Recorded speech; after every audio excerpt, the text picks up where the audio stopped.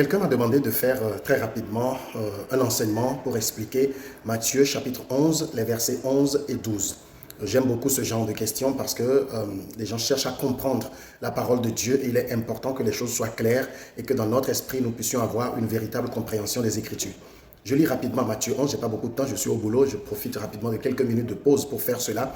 Matthieu 11, versets 11 et 12. Je vous le dis en vérité, parmi ceux qui sont nés de femmes, il n'en a point paru de plus grand que Jean-Baptiste. Cependant, le plus petit dans le royaume des cieux est plus grand que lui. Et le verset 12 va continuer par dire, depuis le temps de Jean-Baptiste jusqu'à présent, le royaume des cieux est forcé et ce sont les violents qui s'en emparent. Alors, vous savez que dans le contexte, Jésus parlait de Jean-Baptiste. Et tout le monde connaît Jean-Baptiste. C'est ce prophète-là. Jean-Baptiste, en réalité, est le dernier prophète de l'Ancien Testament. C'est lui, Jean-Baptiste. Et Jésus dit qu'il est plus grand que tout ce qui est né de femme, c'est-à-dire tous les prophètes qu'il y avait eu dans toute l'histoire de l'Ancien Testament, Élie, Élisée, Moïse, Ésaïe, Jérémie et tout ce que vous voulez, tous ces prophètes-là, Jésus dit Jean-Baptiste est plus grand qu'eux. Si vous analysez bien la vie de Jean-Baptiste, comment Jésus peut dire que Jean-Baptiste est plus grand qu'Élie alors que le grand Élie a fait descendre le feu du ciel? Comment Jésus peut dire que Jean-Baptiste est plus grand que Moïse alors que Moïse a fondu la mer en deux? Il faut comprendre ce que Jésus est en train de dire. La grandeur dans le royaume, c'est le niveau de révélation que vous avez de Jésus-Christ. Jean-Baptiste est celui qui a dit, voici l'agneau de Dieu. Tous les autres prophètes ont dit, un jour l'agneau viendrait, un jour Dieu enverrait le Messie, un jour la nouvelle alliance viendrait. Mais Jean-Baptiste dit, voici l'agneau de Dieu. Il est celui qui a révélé Jésus. Il est celui qui a montré le Christ aux gens de son temps. Et c'est ce qui fait sa grandeur ici. Mais on vous dit que vous êtes, on dit dans le royaume des cieux, le plus petit est plus grand que Jean-Baptiste. Pourquoi? Jean dit, voici l'agneau, mais l'agneau vit maintenant en vous et moi. Et c'est ça notre grandeur, les amis. C'est pour ça que je suis étonné de ce que vous voulez toujours vous référer à Élie. Élie a fait descendre le feu, Élisée a fait ceci. Non, vous êtes plus grand que toutes ces personnes-là par la révélation, la profondeur de la révélation que vous avez du Christ.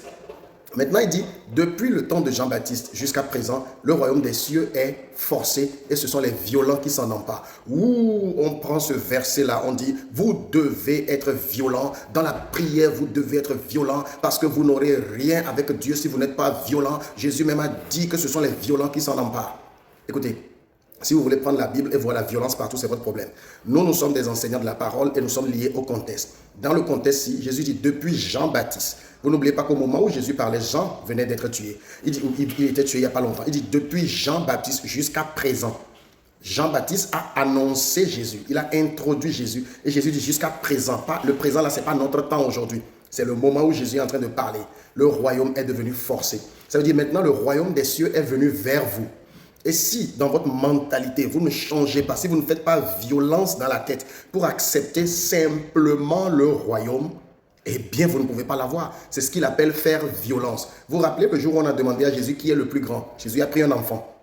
Il dit, vous devez accepter le royaume comme un enfant, parce que si vous ne l'acceptez pas comme un enfant, vous ne pouvez pas hériter de ce royaume. Donc, la violence dans le royaume, c'est être comme un enfant. Acceptez que cela ne repose pas sur vous. Dieu a fait reposer toutes les choses sur lui-même. Et la grandeur dans le royaume, c'est pas quand un mort ressuscite, c'est pas quand quelqu'un est guéri, c'est pas quand quelque chose, un gros miracle se passe, c'est pas quand on fait et puis tout le monde tombe. Non, ça c'est le spectacle. On aime beaucoup ce spectacle-là dans nos églises. C'est pas ça qui fait la grandeur dans le royaume. Tout ça là, n'importe qui, même le plus petit qui croit en Jésus peut chasser un démon.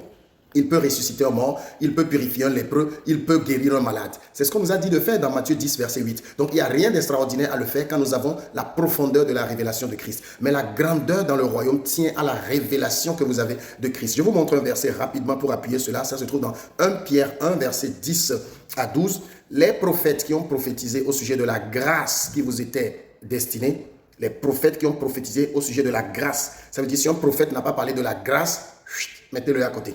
Qui ont prophétisé au sujet de la grâce qui vous était destinée, ont fait de ce salut, regardez, grâce et salut sont des mots interchangeables, ont fait de ce salut l'objet de leur recherche et de leur investigation.